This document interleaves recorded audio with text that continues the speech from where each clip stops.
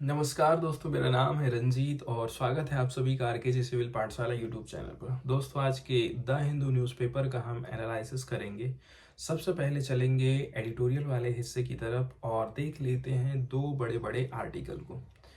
पहले नंबर का जो आर्टिकल डिस्कस किया जाएगा दोस्तों, ये पार्टिकुलरली हमारा जो हेल्थ सेक्टर है उसमें सुधार से रिलेटेड है। पार्टिकुलरली ये आर्टिकल बात करता है कि यदि नर्स लोग, डॉक्टर लोग और हॉस्पिटल का स्टाफ यदि वो कंपेशन को अपने कामकाज में शामिल करता है, मतलब थोड़ा सा करुणा, थोड़ा सी सहानुभूति आपको रखना है अपने कामकाज के दौरान। इससे क्या फायदा होगा? इससे एक तो आप खुद टेंशन फ्री रहेंगे। मेरा कहने का मतलब ये है, जब भी कोई पेशेंट जाता है डॉक्टर के पास में, तो खाली वो 40 सेकंड एक्स्ट्रा दे दे, ज़्यादा नहीं, 40 मिनट एक्स्ट्रा नहीं देना, मात्र 40 सेकंड एक्स्ट्रा देना है। तो इसका फायदा सीधे सीधे किसको? मरीज को मिलता, वो व्यक्ति जल्दी ठीक हो जाता है। थोड़ा सा नाम पूछ लिए हंस के, क्या नाम है, कौन कौन है परिवार में, कहाँ से आप लोग आए हैं, तो इससे क्या है, मरीज एकदम रिलैक्स हो जाता है। ऐसा नहीं है कि एकदम चिड़चिड़ के बात करना, इससे क्या है, मरीज ऑलरेडी से टेंशन में चले जाता है। ठीक है, बीमारी को लेकर के तो टेंशन है ही उस व्यक्ति की, डॉक्टर का व्यवहार ऐसा है तो उसको और भी ज़्यादा टेंशन होती है। इसी के ऊपर ये आर्टिकल फोकस करता है कि कैसे करके हम कहना चाहिए कंपेशन को अपने हॉस्पिटल लेवल तक उतार सकते हैं, हेल्थ सेक्टर में उतारने की हमें ज़रूरत है।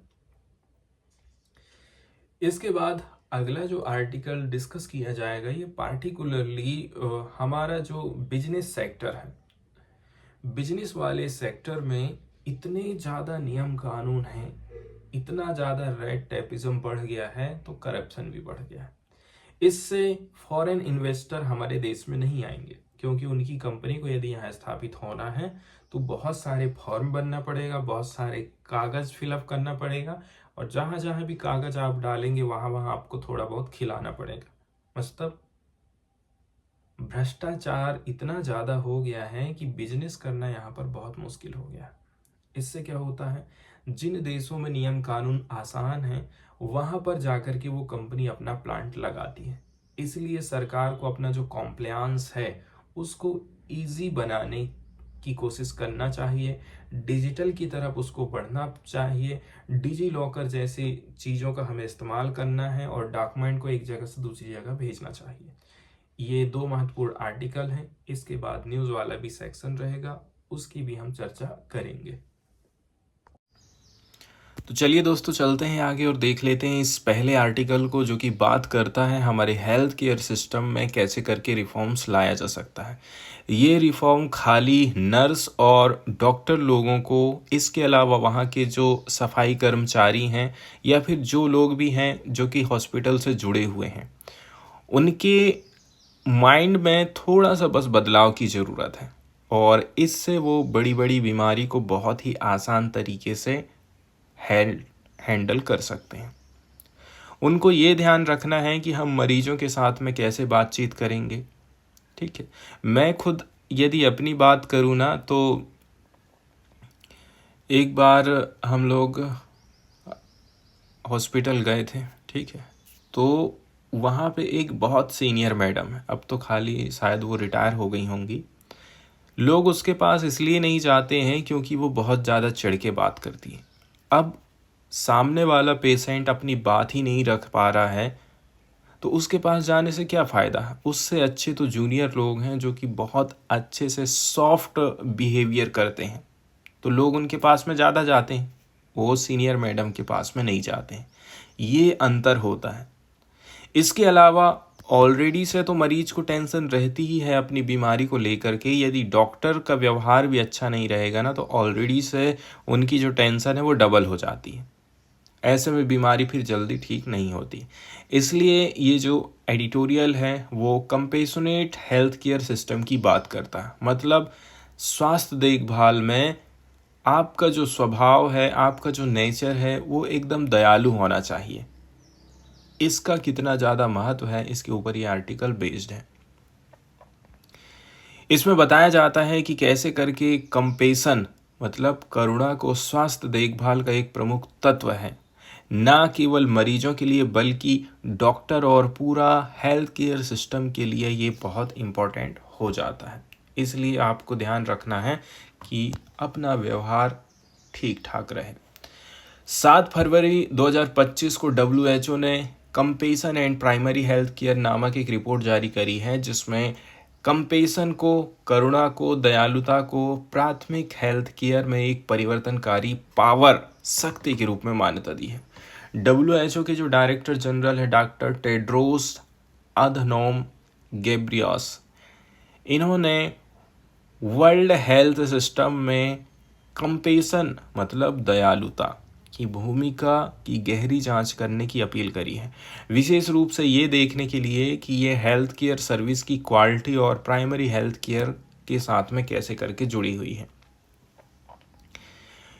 इस एडिटोरियल में बताया जा रहा है कि राइटर चिकित्सा क्षेत्र के अग्रणी लोगों से बातचीत किए और अवेलेबल सबूत के आधार पर उन्होंने ये फील किया है कि ये report compassion health care system की वकालत को एक नई दिशा में लेकर के जाएगी।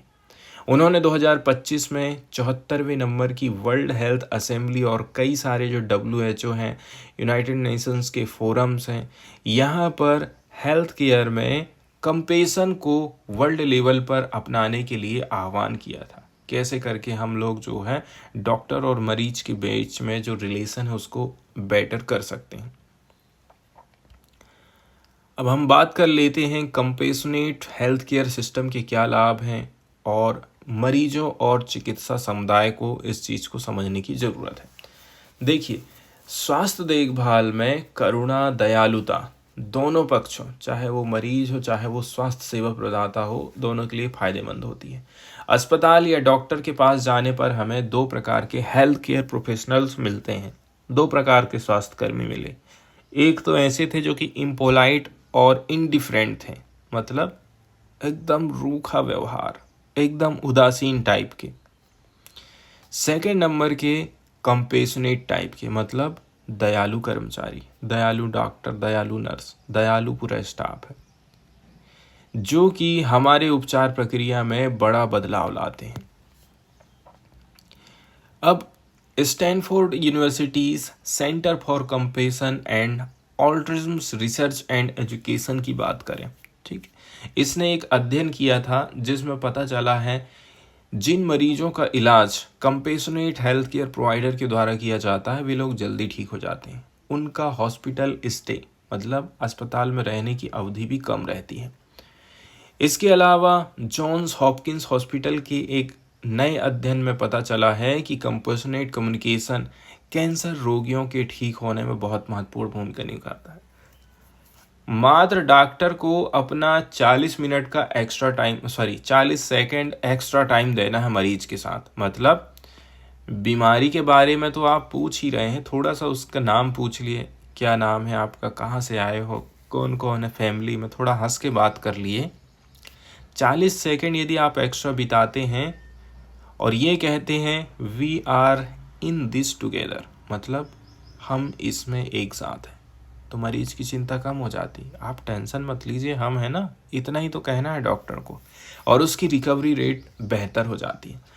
कंपेशन न केवल मरीजों को बल्कि हेल्थ केयर प्रोवाइडर के लिए भी फायदेमंद रहती है। उनको कैसे फायदा मिलेगा, डॉक्टर को कैसे फायदा है इसमें,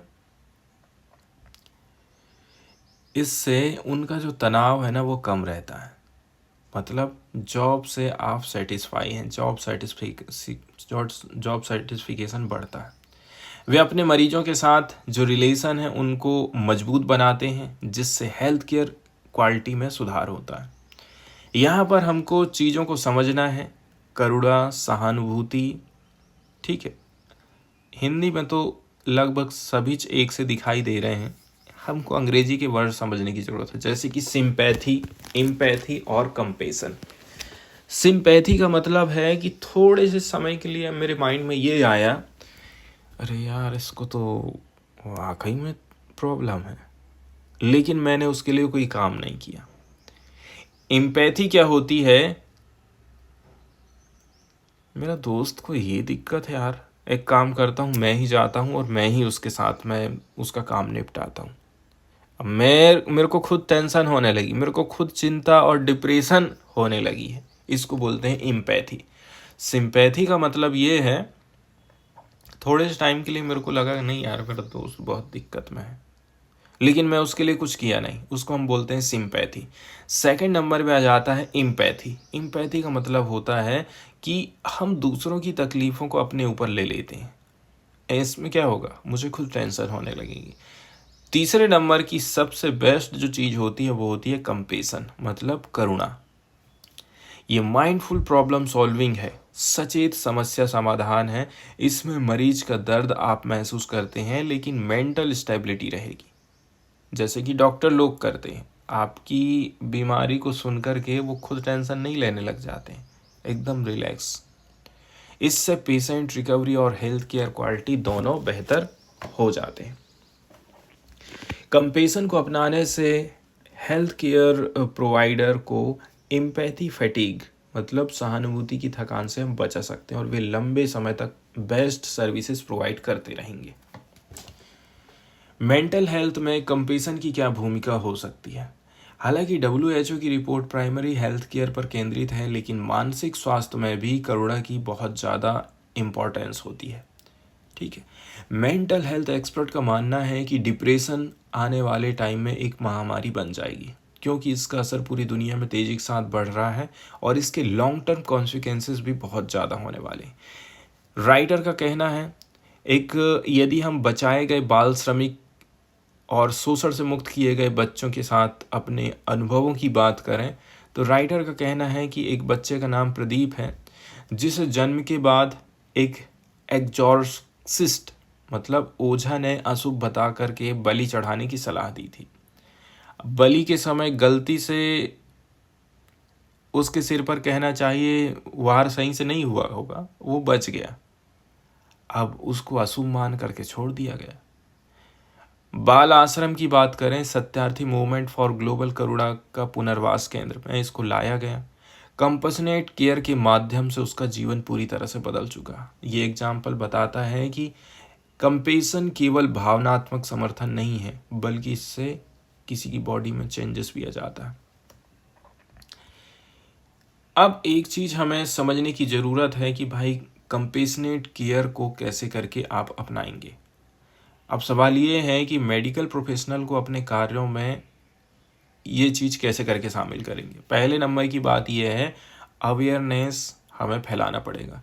कंपेशन को केवल अच्छी चीज़ मानने की बजाय इसे डिसीजन मेकिंग में एक महत्वपूर्ण कारक बनाया जाए। हॉस्पिटल बोर्ड, इंडस्ट्री लीडर और हेल्थ केयर थिंक टैंक को इसे प्रायोरिटी देने की ज़रूरत है। सेकेंड नंबर में ट्रेनिंग है। Doctor, nurse, paramedical staff experimental learning और क्वालिटी ट्रेनिंग की ज़रूरत हमें पड़ेगी। उन्हें कंपेशन और एम्पैथी में अंतर बताना पड़ेगा। इससे कंपेशन की थकान से वो बच पाएंगे और प्रभावी स्वास्थ्य सेवाएं कंटिन्यू दे पाएंगे। तीसरे नंबर में है equitable and accessible health care, मतलब समान और सुलभ स्वास्थ्य देखभाल। करुणामय स्वास्थ्य सेवा को सभी के लिए एक्सेसिबल और इक्विटेबल बनाना पड़ेगा, ताकि कोई गरीब व्यक्ति आ रहा है, कोई लड़का है, लड़की हो, कोई भी कास्ट का व्यक्ति हो, सबके लिए आपको अपने व्यवहार में करुणा रखने की ज़रूरत है। आपको ये सुनिश्चित करना चाहिए कि हर व्यक्ति को क्वालिटी हेल्थ केयर मिले। वे फॉरवर्ड में हम ये बोल सकते हैं, कंपेशन यदि डॉक्टर लोगों के व्यवहार में है, करुणा है, तो आप मरीजों को जल्दी ठीक कर देंगे। इससे आप खुद टेंशन फ्री रहते हैं। साथ ही साथ ये पूरे स्वास्थ्य प्रणाली को पेशेंट सेंट्रिक और पीपल रिस्पॉन्सिव बनाता है। अब समय आ गया है कि कंपसनेट हेल्थ केयर को वर्ल्ड लेवल पर हम अपनाएं। इस एडिटोरियल के माध्यम से हम समझने वाले हैं दोस्तों, भारत में हम करप्शन को कैसे करके कम कर सकते हैं।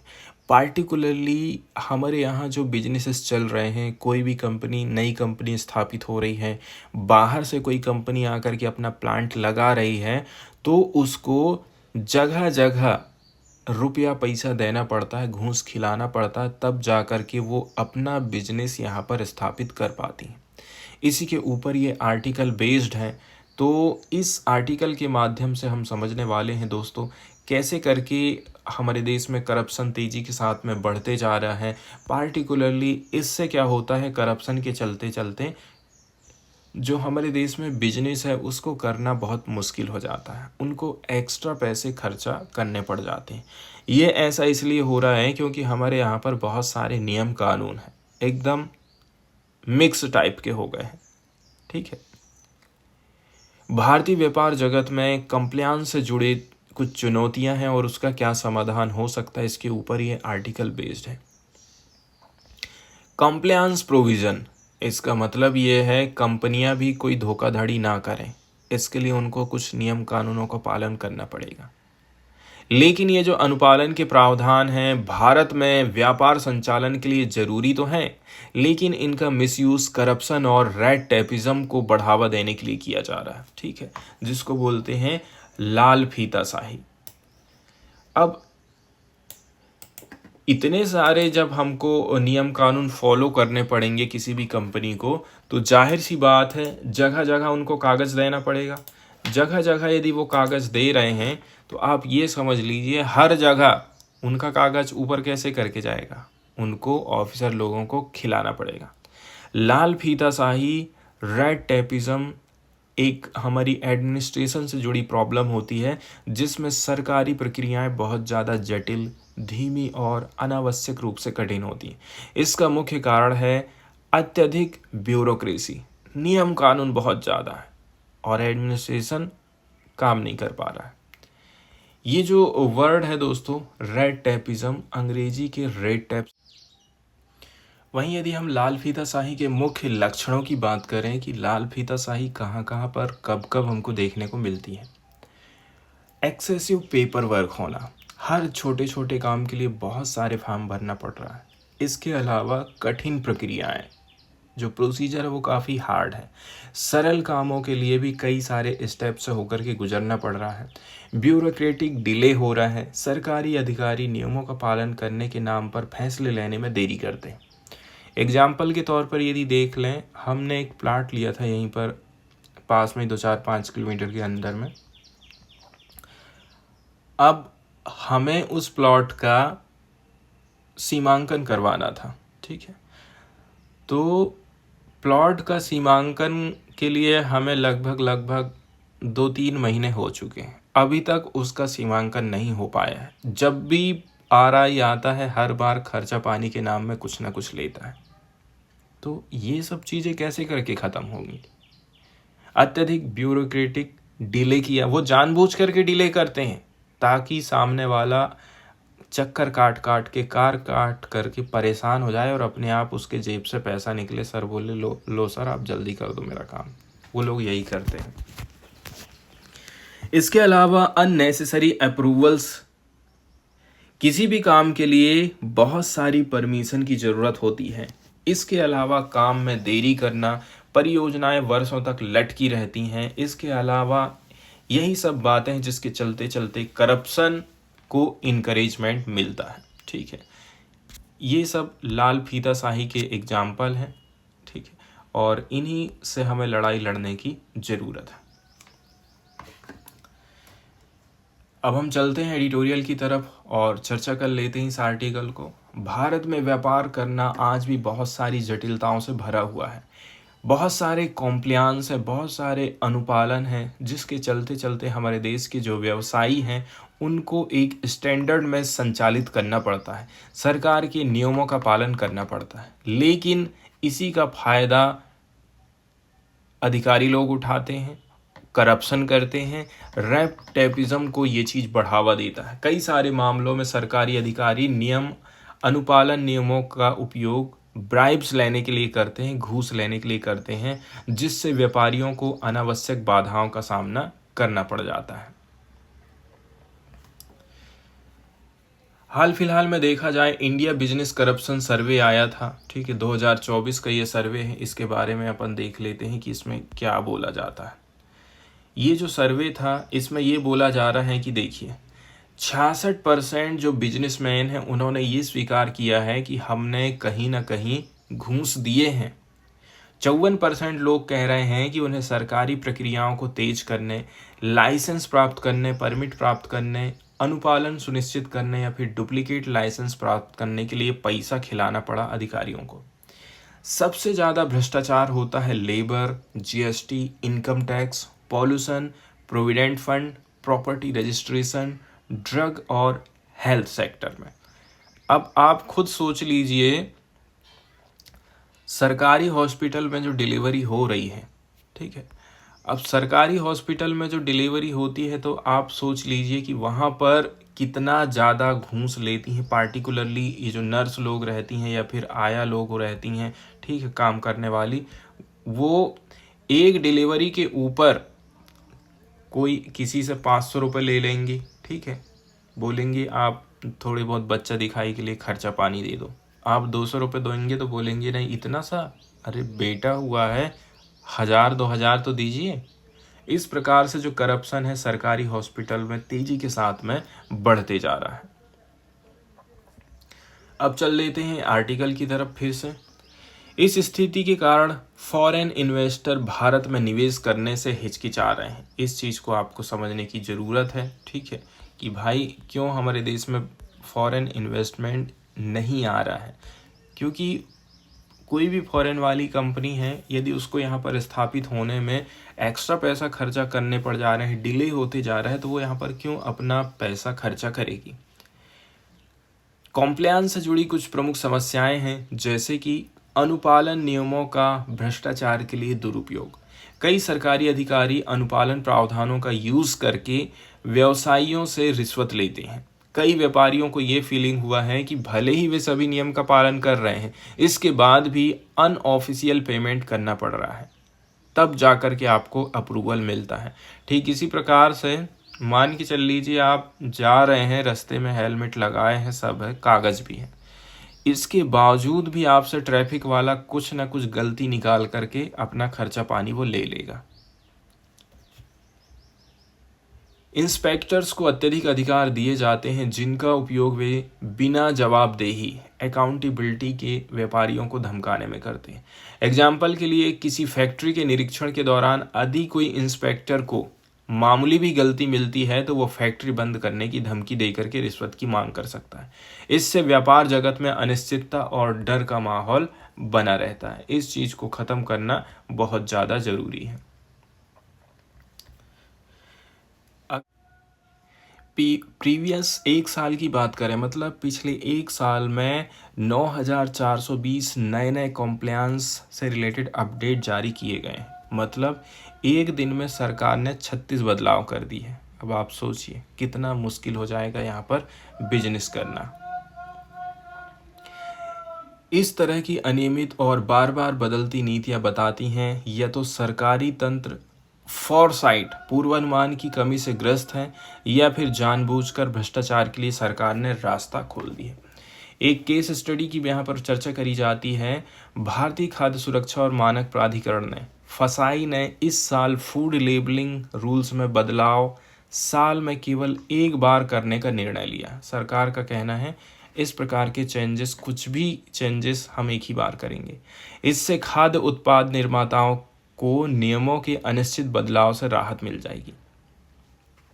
अदर जो डिपार्टमेंट है ना, उन लोगों को भी इसी प्रकार के रूल्स अपनाने चाहिए, ताकि हमारे देश के बिजनेसमैनों को नियमों में जो आप अचानक बदलाव कर दे रहे हैं उनसे होकर के गुजरना ना पड़े।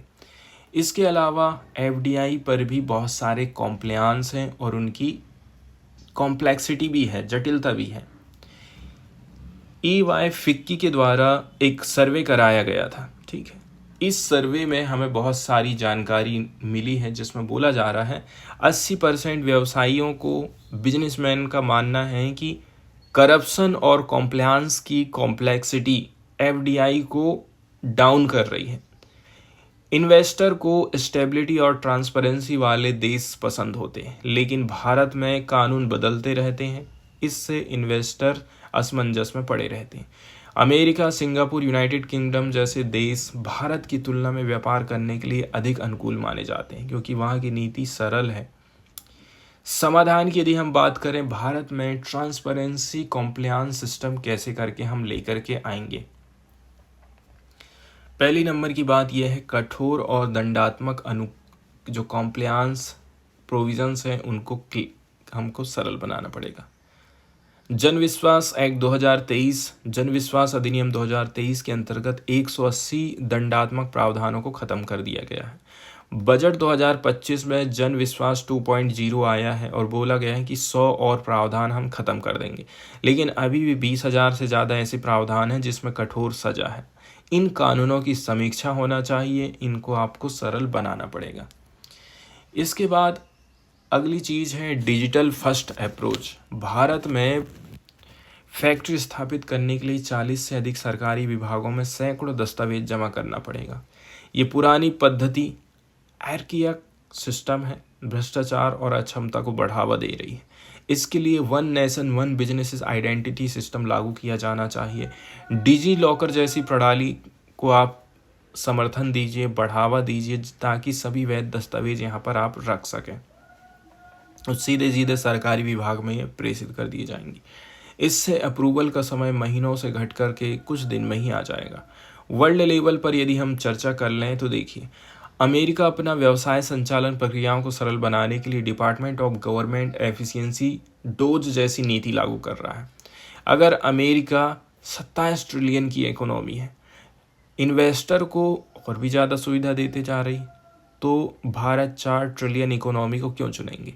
यदि भारत अपनी रेड टेप और करप्शन को नहीं सुधारता है तो वर्ल्ड इन्वेस्टर एंड आने वाली जो प्रतिभा है, आने वाला जो स्किल है इंडिया में, वो भी प्रभावित होगा। एग्जाम्पल के तौर पर चीन और सिंगापुर में व्यापार रजिस्ट्रेशन केवल 24 घंटे में हो जाता है, जबकि भारत में कुछ हफ्तों से लेकर के महीनों तक खींच सकती है। भारत को व्यापार करने के लिए और अधिक आकर्षक बनाने के लिए सरलता और पारदर्शिता लाना चाहिए। लास्ट में हम बात कर लेते हैं वे फॉरवर्ड की, कि भारत को क्या करना चाहिए। ठीक, भारत क्या कर सकता है। सरल और पारदर्शी कॉम्प्लायंस सिस्टम भारत में होना चाहिए। सरकार को स्पष्ट और स्थिर नियम, स्टेबल नियम कानून लाना पड़ेगा। भारतीय उद्यमी बिना बाधाओं के इनोवेशन कर सकें, इसके ऊपर भी हमें ध्यान देने की ज़रूरत है। ठीक है, साथ ही साथ आपको ये ध्यान में रखना है, विदेशी कंपनियां भारत में निवेश करने के लिए उनको प्रोत्साहित करना है, रोजगार के अवसर बढ़ें और अर्थव्यवस्था मजबूत हो सके। अब भारत को निर्णय लेना होगा, या तो हम सुधार कर लें या फिर वैश्विक प्रतिस्पर्धा में पिछड़ जाएं। कम लाल फीताशाही, अधिक पारदर्शिता, यही भारत की आर्थिक सफलता की कुंजी है। न्यूज़ वाले सेक्शन की तरफ यदि हम चलें तो हम देखने वाले हैं एपिक नंबर में जो हाल फिलहाल विवाद चल रहा है इसके बारे में। ठीक है, एपिक नंबर जिसको हम बोलते हैं electors photo identity card, EPIC number. EPIC number एक यूनिक 10 डिजिट का अल्फा न्यूमेरिक कोड होता है जो कि सीधे सीधे जुड़ा है प्रत्येक रजिस्टर्ड वोटर के साथ में। मतलब जो भी व्यक्ति वोट डालने के लिए योग्य है उसको वोटर आईडी मिलेगी, उसको एक यूनिक नंबर प्रोवाइड करा जाता है जो कि 10 अंकों का होता है। आपके पास वोटर आईडी रहेगी तभी जाकर के आप वोट डाल सकते हैं। इसको इशू किया जाता है इलेक्शन कमीशन ऑफ इंडिया के द्वारा, ताकि इलेक्टोरल फ्रॉड से बचा जा सके एंड इंश्योर किया जा सके इंटीग्रिटी ऑफ हमारे वोटिंग सिस्टम की। अब दिक्कत ये हो गई है कि यदि एक ही वोटर आईडी का नंबर यदि बहुत सारे लोगों को दे दिया जाता है तो इससे चुनाव में धांधली हो सकती है। जैसे कि कई सारे राज्यों में हो सकता है बीजेपी जीती है, इसका एक रीज़न ये है कि डुप्लीकेट नंबर प्रोवाइड कर दिए गए। अब जैसे मान के चल लीजिए, एक जिला का व्यक्ति है, दूसरे जिले के व्यक्ति के पास भी वही नंबर है, वो जिले का व्यक्ति यहाँ पर आकर के वोट डाल देगा।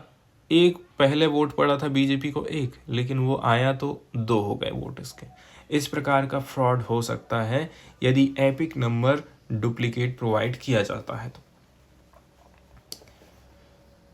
हाल फिलहाल में देखा जाए जो एपिक नंबर का इशू है ये हमको देखने को मिला था, क्योंकि 2 या फिर 2 से भी ज़्यादा वोटर्स को सेम एपिक नंबर प्रोवाइड किया गया है, या फिर single voter possess multiple EPIC number. ऐसा भी हो सकता है कि एक वोटर के पास में बहुत सारे एपिक नंबर हो।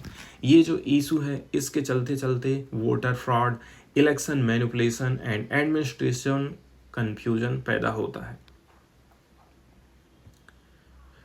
इसका क्या क्या रीज़न हो सकता है यहाँ पर हमें समझने की ज़रूरत है। पहले नंबर की बात यह है, जब उस व्यक्ति को वोटर आईडी कार्ड बनाया जा रहा था उसी समय मैनुअल डाटा एंट्री में मिस्टेक हो गई है। सेकंड जो रीज़न हो सकता है वो बताया जा रहा है सॉफ्टवेयर से रिलेटेड प्रॉब्लम आ जाना, software glitches. Database management system में यदि कोई एरर आई है, इसके चलते चलते जो आइडेंटिकल नंबर है ये डिफरेंट इंडिविजुअल को प्रोवाइड हो गया है। तीसरे नंबर में मल्टीपल एप्लीकेशन बाय वोटर, एक वोटर का एक बार रिजेक्ट हो गया है, दूसरी बार भी उसने आवेदन लगा दिया है। दिक्कत ये है कि एक तो नंबर उसको मिल ही गया था, दूसरा नंबर भी उसको मिल गया है। इसके बाद वोटर का माइग्रेशन होना एंड एड्रेस चेंज हो जाना। यदि कोई वोटर्स मूव कर जाता है एक जगह से दूसरी जगह, एक कॉन्स्टिट्यूंसी से दूसरी कॉन्स्टिट्यूंसी, इससे क्या हो जाता है वो फिर से अप्लाई कर देगा न्यू वोटर आईडी के लिए। तो जो प्रीवियस एपिक नंबर है वो उसको आप डीएक्टिवेटेड नहीं कर पाए थे, वो चालू ही रहा है। इसके अलावा जो ओल्ड एंट्रीज है उसको आप डिलीट नहीं कर पाए हैं, जिसके चलते चलते एक व्यक्ति को 2 नंबर मिल गया है, या तो फिर दो व्यक्ति को एक सा एपिक नंबर मिल गया है। पॉलिटिकल एलिमेंट में इसका मिसयूज कर सकते हैं डुप्लीकेट एपिक नंबर्स का। इससे इलेक्शन में मैनिपुलेशन हो जाता है, मल्टीपल वोट्स पड़ जाते हैं डिफरेंट आइडेंटिटीज़ की तरफ से। इसके अलावा false application using fake document, कुछ जो इंडिविजुअल है बहुत सारे वोटर आईडी प्राप्त कर लेते हैं एंड इसका प्रयोग करते हैं वो मिसयूज फेक डॉक्यूमेंट के तौर पर। वहीं यदि हम बात कर लें कि भाई इस इशू को कैसे करके सॉल्व किया जा सकता है, तो हाल फिलहाल में इलेक्शन कमीशन ने बोला है कि हम अब एपिक नंबर प्रोवाइड करने में ध्यान रखेंगे, वोटर को एक ही एपिक नंबर मिलेगा। 2021 में इलेक्शन लॉ अमेंडमेंट एक्ट आया था, जिसमें बोला जाता है कि वोटर आईडी को आधार कार्ड के साथ में जोड़ देना चाहिए ताकि जो डुप्लीकेसी हो रही है उसको रोका जा सके। इसके अलावा एआई एंड डाटा एनालिटिक्स का भी प्रयोग करना चाहिए। Deduplication software flags inconsistencies and anomalies in voter IDs. इसके अलावा फॉर्म्स नंबर 6 की बात करें, न्यू रजिस्ट्रेशन, 7 नंबर है ऑब्जेक्शन फॉर डिलीशन, 8 नंबर का फॉर्म होता है करेक्शन का, चेंज एड्रेस का। इनको केयरफुली तरीके से रिव्यू करना चाहिए ताकि जो फ्रॉड हो रहा है उसको रोका जा सके। इसके अलावा डोर टू डोर वेरिफिकेशन भी कंडक्ट कराया जा सकता है बूथ लेवल ऑफिसर्स के माध्यम से। इसके अलावा strict legal actions and penalties भी लगाई जा सकती हैं। मल्टीपल वोटर आईडी यदि किसी के पास में है तो ये पनिशेबल ऑफेंस होना चाहिए रिप्रेजेंटेशन ऑफ पीपुल्स एक्ट 1950 के अंतर्गत। इसके लिए लीगल एक्शन लिए जा सकते हैं इंडिविजुअल यदि फाउंड मिलता है हमको इलेक्टोरल फ्रॉड यदि वो करता है तो। अगली वाली जो न्यूज़ यहाँ पर हम डिस्कस करने वाले हैं दोस्तों, ये भारत और मॉरिशस के रिलेशनशिप को बताती है। हाल फिलहाल में देखा जाए प्रधानमंत्री 2 दिन की 11 और 12 तारीख को मॉरिशस की यात्रा पर गए हैं। तो अभी तो हाल फिलहाल में क्या क्या डील हुई है इसके बारे में जानकारी नहीं है, लेकिन बहुत ही जल्दी इसके ऊपर भी हम एक वीडियो बनाएंगे। कल के दिन में बताया जाता है कि प्रधानमंत्री नरेंद्र मोदी को ऑनर्ड किया गया है मॉरिशस के हाईएस्ट अवार्ड को, ठीक है, जिसका नाम है grand commander of the order of the star and की ऑफ इंडियन ओशियन। ये हाईएस्ट सिविलियन ऑनर माना जाता है मॉरिशस का। बताया जा रहा है ये जो अवार्ड है अनाउंसमेंट किया गया था मॉरिशस के प्राइम मिनिस्टर नवीन चंद्र रामगुलम के द्वारा मिस्टर मोदी की 2 दिन की स्टेट विजिट के दौरान। ये रिकॉग्नाइज करता है कि कितना पार्टिकुलरली ये दोनों की दोस्ती सिग्निफिकेंट है मिस्टर मोदी की। मिस्टर मोदी फर्स्ट इंडियन हैं जिनको ये ऑनर रिसीव हुआ है, making it the 21st international award bestowed upon him by a foreign nation. और इस प्रकार से वो देखा जाए ना, जब ये ऑनर इनको प्रोवाइड किया गया है, ठीक है, तो बोला जा रहा है कि पहली बार तो पहले व्यक्ति बन गए प्रधानमंत्री मोदी, ठीक है। मोदी ये सम्मान वाले पहले भारतीय हैं और किसी विदेशी राष्ट्र द्वारा उन्हें दिया जाने वाला ये 21वें नंबर का पुरस्कार है। इसके पहले वो ऑलरेडी से बहुत सारे पुरस्कार प्राप्त कर चुके हैं। पीएम मोदी की जो विजिट रही है मॉरिशस की, अभी तक क्या क्या हुआ है तो देखिए। चीफ गेस्ट बने हैं ये नेशनल डे सेलिब्रेशन के, जो कि 12 मार्च 2024 को सेलिब्रेट किया जाता है। हाई लेवल की मीटिंग रखी गई है मॉरिशस के राष्ट्रपति धर्मबीर गोकुल के साथ में, प्राइम मिनिस्टर नवीन चंद्र रामगुलम के साथ में। इसके अलावा बायलैटरल जो टाइज हैं वो और भी ज़्यादा डीप होने वाली हैं। स्पेशल गेस्चर के तौर पर दिया जाए तो क्या है, देखिए, handing over overseas citizenship of India card to Mauritius president and first lady. बोला जा रहा है कि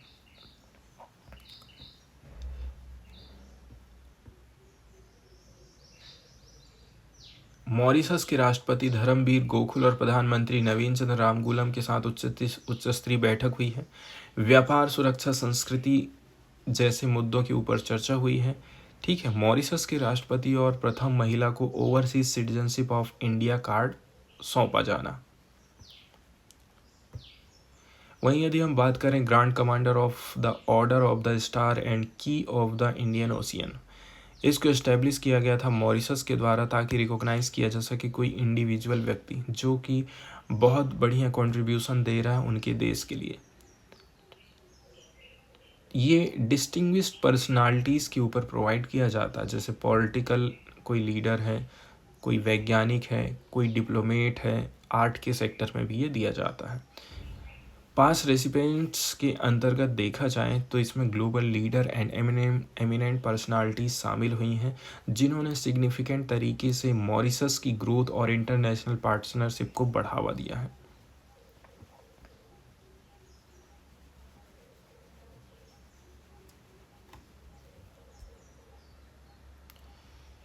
इसके अलावा भी इनकी कुछ कहना चाहिए। कल की मीटिंग में कुछ महत्वपूर्ण चीज़ें रही हैं, जैसे कि प्रधानमंत्री नरेंद्र मोदी ने हैंडओवर किया था ओसीआई कार्ड किसको, प्रेसिडेंट एंड फर्स्ट लेडी को। इससे पीपुल टू पीपुल टाइज हमारी मजबूत होंगी। Presented Sangam water from Mahakumbh and a Varanasi silk sari to first lady. Kumbh का पानी दिया और सिल्क की साड़ी प्रोवाइड करी थी फर्स्ट लेडी को प्रधानमंत्री Narendra Modi. And tribute provide किया जाता है सर शिव सागर रामगुलम की समाधि को एंड सर अनिरुद्ध जगन्नाथ की समाधि को। साथ ही साथ यहाँ पर जो आयुर्वेद का गार्डन है स्टेट हाउस में, उसकी भी इन्होंने विजिट करी थी। ये जो गार्डन है वो डेवलप किया गया था इंडिया के कोलैबोरेशन के साथ में ताकि प्रमोट किया जा सके इंडिया की ट्रेडिशनल मेडिसिन सिस्टम को मॉरिशस में।